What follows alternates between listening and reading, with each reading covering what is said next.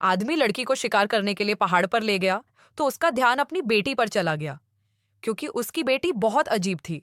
माँ अपने नवजात बेटे को उसमें डालना चाहती थी, क्योंकि बेटे ने लड़की को परेशान किया। वह बस चाहती थी कि वह गायब हो जाए, और बेटा उसकी माँ के सामने गायब हो गया। माँ ने उत्सुकता से पूछा कि तुम्हारा छोटा भाई कहाँ है। लड़की ने कुछ भी कहने से मना कर दिया। उसकी आंखें अनजाने में सोफे की ओर देख रही थीं। उसकी माँ देखने के लिए गई और पाया कि उसका छोटा बेटा वास्तव में सोफे के नीचे फंसा हुआ था।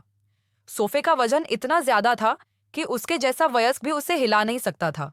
ये उसके पिता ही थे, जिन्होंने सोफे को जोड़े से दूर करने में मदद की। पिता ने मासूम चेहरे से लड़की को देखा। माँ अपने छोटे बेटे को नहला रही थी। कुछ सेकंड में जब वह तौलिया लेने के लिए उठी तो उसका छोटा भाई फिर से गायब हो गया। पिता ने तुरंत लड़की से पूछा, और लड़की ने कहा कि वह कुछ नहीं जानती और घर में हर जगह उसे ही ढूंढ सकती है।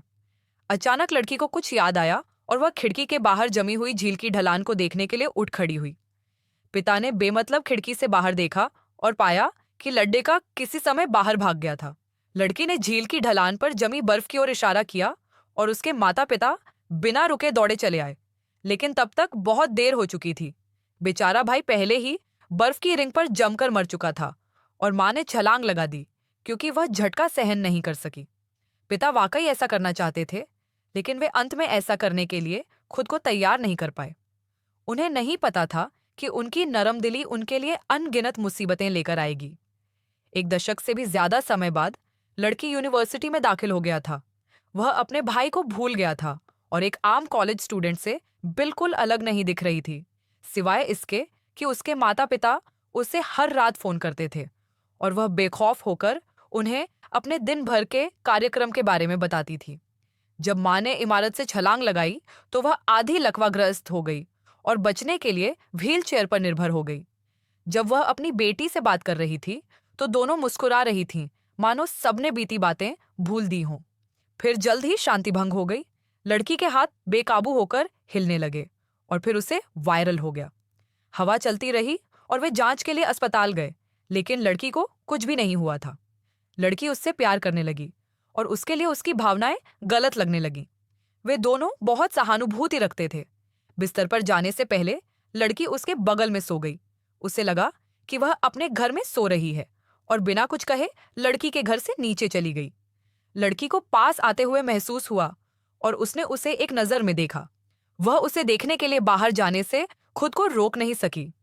उन दोनों ने अपने भीतर की उत्तेजना को दबाने की पूरी कोशिश की। लड़की हिल गई और नीचे गिर पड़ी। वे शारीरिक जांच के लिए अस्पताल गए, लेकिन उससे कोई भी बीमारी नहीं थी। डॉक्टर यह नहीं बता सके कि वह बीमार क्यों हुई। बेचैन होकर वह अकेली रह गई। लड़की के घर उसके साथ जाने के लिए पहले से ही अस्पष्ट दोनों एक दूसरे की आंखों में देखते हुए एक साथ अंदर बाहर जाने लगे। उस दिन दोनों ने एक साथ बातचीत देखने के लिए जाने पर सहमति व्यक्त की, लेकिन उसने मंच पर अपने हाथ की उत्तेजना को देखा, जिससे वह फिर से हिलना शुरू कर दिया। वह उसे शांत करना चाहती थी, लेकिन इससे वह और अधिक उत्तेजित हो गई। उसकी भावनाओं में उतार चढ़ाव आया और थिएटर के छत्र पर लगे उपकरण हिलने लगे। अंत में उसे डर लगा कि वह नियंत्रण खो देगी और कार्यक्रम स्थल से बाहर भाग गई। वह चिंतित होकर उसका पीछा करती रही। धीरे धीरे पास आ रही लड़की के चेहरे को देखकर उसे लगा कि यह सही नहीं है। उन्हें सामान्य अच्छे दोस्त होना चाहिए था। उसके पिता सुन सकते थे कि उसकी भावनाएं ठीक नहीं थीं। उसने स्थिति से निपटने के लिए चुपके से शराब पी। यह पहली बार था जब उसके मन में अपने पिता के बारे में इतना दुखद विचार आया, और इसे सहना वाकई मुश्किल था। उसने छिपना शुरू कर दिया, लेकिन पाया कि जितना अधिक वह उदास होता गई, उतना ही वह यह देखने के लिए अस्पताल जाती कि कहीं उसे कोई मानसिक बीमारी तो नहीं है। डॉक्टर ने उसके पिछले मेडिकल रिकॉर्ड की जांच की और पाया कि उसे 6 साल की उम्र में मानसिक बीमारी का पता चला था और वह लगभग 1 साल से ट्रैंक्विलाइजर ले रही थी। लड़की को इस बात का कोई आभास नहीं था। अपनी खोई हुई यादों को पुनः प्राप्त करने के लिए उन्होंने अपनी मस्तिष्क तरंगों को उत्तेजित करने का विकल्प चुना, लेकिन वे केवल इसे सीधे करने के बारे में ही सोच सकते थे। उसके पीछे का शीशा टूट गया और एक जीवित व्यक्ति गायब हो गया। जब उसकी माँ ने उसके बारे में पूछने के लिए संदेश भेजा तो लड़की को समझ में नहीं आया कि वह क्या जवाब दे। वह जल्दी से घर गई और पाया कि घर में सब कुछ अस्त व्यस्त था, सिवाय उसकी सबसे अच्छी दोस्त के जो गायब थी। उसे अस्पष्ट रूप से लगा कि उसका गायब होना उससे संबंधित था। इंटरनेट पर बहुत सारी जानकारी जांचने के बाद उसे पता चला कि मनोवैज्ञानिक पागलपन के बारे में एक पुरानी कहावत है जो कहती है कि ऐसे लोग चुड़ैलों की आत्माओं का पुनर्जन्म होते हैं और उनमें विशेष क्षमताएं होती हैं। उसे अपनी दादी की याद आई जो एक नर्सिंग होम में रह रही थी और वहां चली गई। उसने ओरल सेक्स से सीखा कि उसकी दादी को बचपन में गंभीर जुनूनी बाध्यकारी विकार था और उसने बहुत सारे ट्रैंक्विलाइजर ली थे।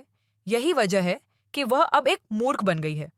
उसे यकीन था कि उसकी दादी भी उसी तरह गायब हो गई थी जैसे वह गायब हुआ था, और यह वास्तव में वह था जिसने पतन का कारण बना।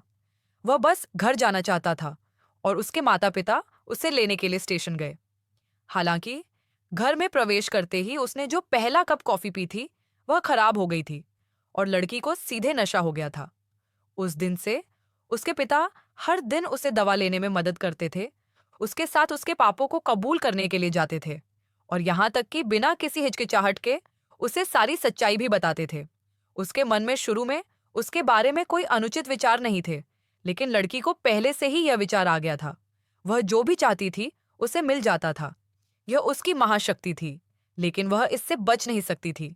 इसलिए उसने अपने लापता पिता से दवा लेने की निगरानी करने के लिए कहा। उसे अचानक लगा कि अगर वह इसी तरह दवा लेती रही तो वह अपनी दादी की तरह हो जाएगी दिने।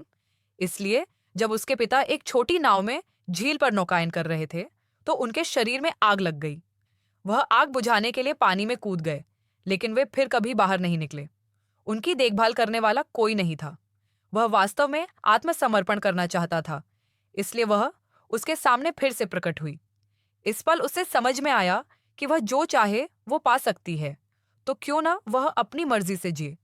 इसलिए उन्होंने अपनी मां के पक्षाघात को केवल एक विचार से ठीक कर दिया और वे स्कूल लौट आए, परिसर में हाथ डालकर चलते हुए, अपने जीवन के बाकी समय खुश रहने की कामना करते हुए।